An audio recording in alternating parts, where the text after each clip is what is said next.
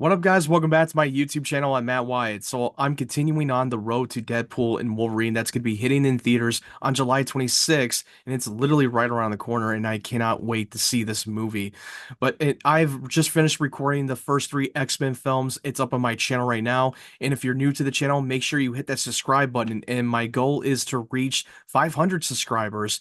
I really appreciate you guys supporting my channel. If you like this video, make sure you leave it a like. So now I'm continuing on reviewing the Fox's X-Men cinematic universe, and the next installment, and it's the prequel story and an origin story, and it's called X-Men Origins Wolverine, that came out in 2009. I was really excited when they announced that they were going to do a prequel story of Wolverine and Hugh Jackman was returning for the role, and I thought that this was going to be interesting. And yeah, it was coming off of the fallout of X-Men The Last Stand that did not get the best reception for that movie, and it was the one of the biggest disappointing films of the three X-Men films. Hopefully that this might be a biggest comeback, and the trailers were pretty good. I didn't hate it, but then coming out of the theater, like, I'm not gonna lie, when that movie came out, I drank the Kool-Aid. I used to love it when it was in theaters, but then as time gone on, I look back and I'm like, what the hell was I on? This movie is terrible. This movie did not age well. The writing was crap. The direction was terribly well handled, and the characters were poorly written. I mean, the only biggest saving grace of the movie was Hugh Jackman's Wolverine in the movie. I mean, they really wanted to explore the origin of how he became Wolverine and how he got the adamantium in the Weapon X program and his relation to William Stryker. And we were going to explore the context of that story. And I thought it was a very interesting take that we were going to get more context of it and explore who he was before he lost his memory. But I thought that the execution did not handle it well. It was poorly executed. I'm going to get into the positives and get that out of the way. Like I said before, Hugh Jackman's performance was the saving grace of the movie. He did the best he could to the material he was given, even though he was giving crap material. And I really love Lee Schreiber's portrayal as Sabretooth. But personally, I was not a big fan of how they made Wolverine and Sabretooth brothers in the movie, because if I remember correctly, I don't think they were brothers in comic books, and I definitely know for sure that they were never brothers in the animated show. But they wanted to take a different approach to make them brothers, and like force this like internal conflict between the two of them, even though that they completely retconned the first X-Men movie, because we saw the original Sabretooth that was played by a completely different actor that didn't have a lot of dialogue, and he never even bothered to bring up Wolverine as brothers. So that's another thing, that there was unnecessary like continuity problems with this movie. But I did love the flashback scene, opening montage of the flashback of Wolverine and Sabretooth going through the wars, through the 18th or 17th century, all the way through World War One, World War Two, and Vietnam. This was the film that should have been a 2-hour movie of it, and it would have explored the horrors of the war and what Wolverine had to go through at the time, and the relationship between him and Sabretooth. That would have been interesting. And look, I think that Lee Schreiber as Sabretooth did a great job of portraying Sabretooth. I mean, he's a character that was all about like embracing his nature of who he is and not hiding it like Wolverine does. Wolverine is all about hiding his true nature and his animal instinct and killer instinct. But Sabretooth does completely the opposite. He has done some shady shit over the years through the war, especially to the point where he went way too far. And it was kind of odd that Wolverine took a while for him to figure out that Sabretooth has gone way too far, especially killing innocent people. I did like the casting choice of William Stryker, played by Danny Huston. I think he's a great actor, I understand that they wanted to go for a different actor and go for a little bit more younger, and not have Brian Cox, who played William Stryker in X-Men 2, and come back for the role. But I get why, because was not like at the right age to play that role anyway. But fun fact, you do see the two same actors, Brian Cox and Danny Huston, in the HBO series called Succession, which is a show I highly recommend checking out. But it was great to see that two different actors portray the same character. I love Ryan Reynolds in the role as Wade Wilson, where now he's finally get a chance to play his dream role as Wade Wilson, because he is a big Deadpool fan, and I thought he nearly stole the spotlight. Great. Stuck in an elevator with 5 guys on a high-protein diet. Oh, Wade. Dreams really do come true. So just shut it. Thank you, sir. You look really nice today. It's the green. Brings out the seriousness in your eyes. Oh, my God. You ever shut up, pal? No, not when I'm awake. But unfortunately, what they did with him in the third act, I will get into. They completely botched it. Then the negatives I'm gonna have to get out of the way. I thought the direction and the execution failed. There was a crappy, choppy action set pieces, especially when Wolverine and Sabretooth and William Stryker and the team are going on the Spec Ops mission to find the source of where the adamantium meteorite came from. But the sequence when you see Agent Zero, which I hated Agent Zero's character anyway, he has the ability to be a great marksman, a great sharpshooter, and great acrobatics. And the way that they did the wire work was so obvious and it did not work. It was so badly handled. It feels like the laws of physics didn't apply to them at all. It was so bad. Once he quits the team and leaves the team stranded and retires and started to live a quiet life for the last 6 years, and it has the woman that he's in love with, who has been in a close relationship. I think they were married or something, but it's played by Lynn Collins, who was supposed to be playing a character from the X-Men comics called Silver Fox, and her mutation is that she has the ability to control people, a hypnosis every time she touches them. But I thought that the relationship between her and Wolverine was not clicking well for me. And the only reason that that Logan decided to volunteer for the procedure for the Weapon X program was because Sabretooth, his brother, killed his girlfriend in the movie. And that's what set him on a revenge quest. This to me felt like a generic petty revenge quest that we didn't need to have in this movie. And one cringy ass scene that I've seen the whole movie that was so forced and so foreshadowing is when Lynn Collins' character explained about the whole story of the Quaquawatsu and the moon, and that's how he got the nickname Wolverine. Like, come on, do we really needed to have that? Give me a break. That was trash and snooze fest that we didn't need to have in this movie. It was so bad. Oh God. And yeah, well, Sabretooth is clearly hunting down each of these other mutants and rounding them up. Apparently, William Stryker manipulated Logan to join in the Weapon X program. After he gets the adamantium in his bones, he finally William Stryker has his healing factor power for the Weapon 11 program, and he wants to erase his memory. And he hears it, and that he was going to erase his memory, and he completely goes on a rampage. Which it was one of the cool moments until it wasn't. The kill count was awful. The action, the kill counts were very choppy. I feel like they didn't know how to handle the scenes very well. I've seen better kill counts from Wolverine that were in X-Men 2 and X-Men The Last Stand. And comparing to that, that was better than what we've got. And the way that he broke out of the facility was so bad. It almost felt like that they took that idea from X-Men 2 flashback and completely made it a parody of itself. The way he escaped the facility, and even the higher frame rate and the slow mo was so bad. Oh, it was. Ugh. God, I mean, we don't really explore the pain that he had to go through when he has the adamantium in him and the claws are coming out of his knuckles. Because in the flashback of X-Men 2, when Logan was discovering his past, he saw the flashes. He saw that he was in excruciating pain even when he has all the blood of all of the William Stryker's men that he has slaughtered was all over him, and he was in excruciating pain. And that's something that I talked about in X-Men 2, and he escapes.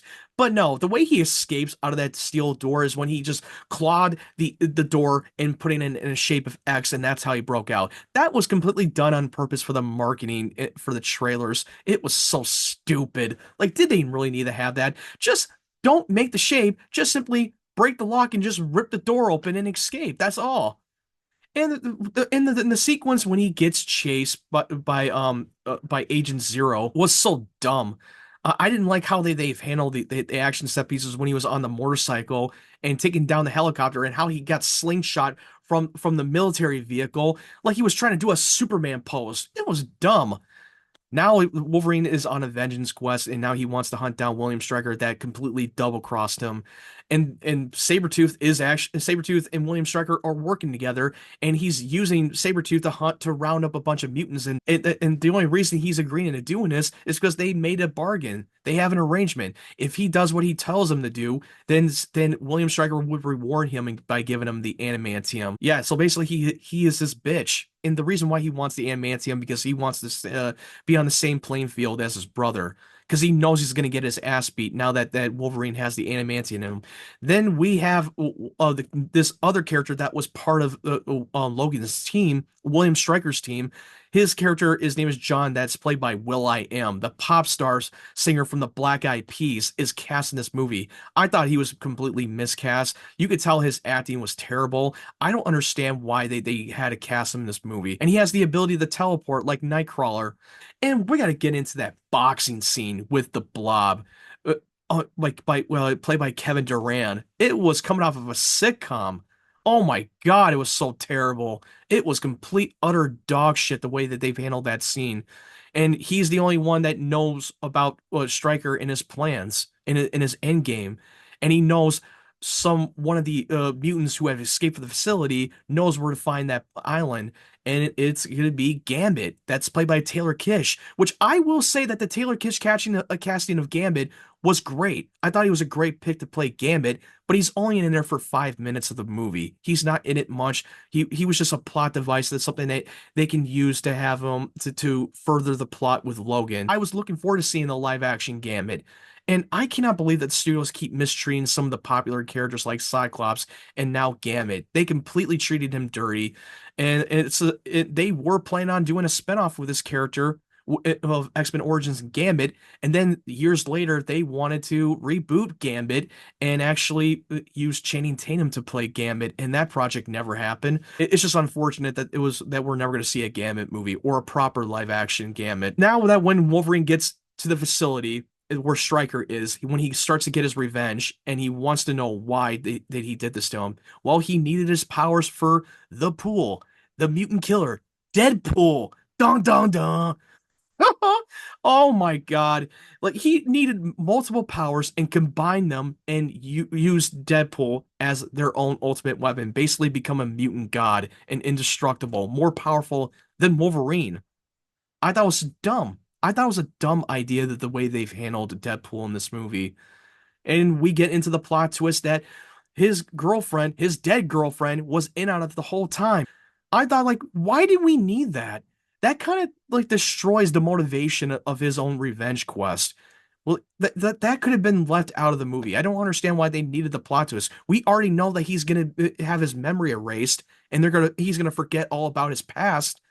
So I didn't never really saw the point in all that, but we know why that she played him, and because he has a sister, but who was Emma Frost, which they never mentioned her name in the movie. They did mention her in the credits. Her name was mentioned in the credits, but they was never acknowledged in the movie. She does have the ability of the diamond shape to shape it into a diamond form, and in the comics and in animation, she has the same ability to shapeshift into diamond form, but she also has the telepath like Charles Xavier. But her character never gets touched on, and it gets completely retconned when they use a different iteration of Emma Frost in X-Men First Class. That's up for another video for another time. But when we get to the third act, we now see that Weapon 11, Deadpool, is now being fully controlled and mind controlled by William Stryker.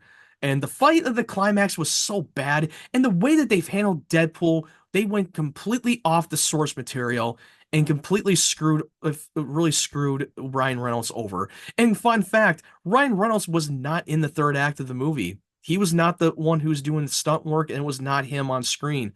He completely walked away because he did not agree with the direction that they were doing with Deadpool. The studio said, like, you know what, we will do this with or without you.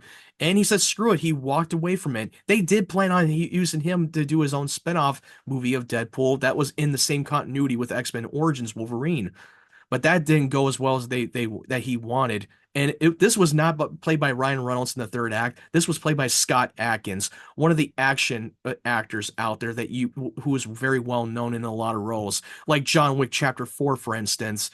The choreography was so poorly handled and very choppy, and the way they did that freaking 360 shot when we see Logan and Sabretooth team up against Weapon 11, and the way he was shooting the optic blast from his eyes, like the power that they took from Cyclops, and the way that Wolverine was blocking it off from the optic beam, it felt like we were watching the fucking Dragon Ball Z sequences.